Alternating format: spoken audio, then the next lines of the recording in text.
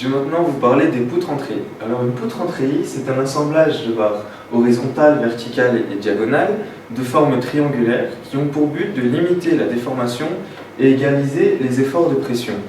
Les poutres en diagonale sont les plus importantes car elles permettent de supprimer le vrillage des axes horizontaux, c'est-à-dire d'éviter les torsions. Une poutre est dite isostatique lorsqu'elle respecte la loi M égale 2J-3, où M est le nombre de barres présents sur la poutre et J est le nombre de nœuds, c'est-à-dire le nombre de points rouges qui sont présents sur ce schéma.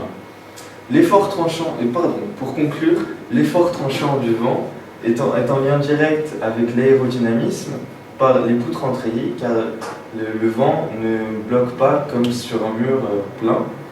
Et les poutres en treillis réduisent considérablement le nombre de lois à respecter, notamment le nombre de lois physiques et mathématiques à respecter, notamment le module de cisaillement, qui est une loi primordiale pour les matériaux.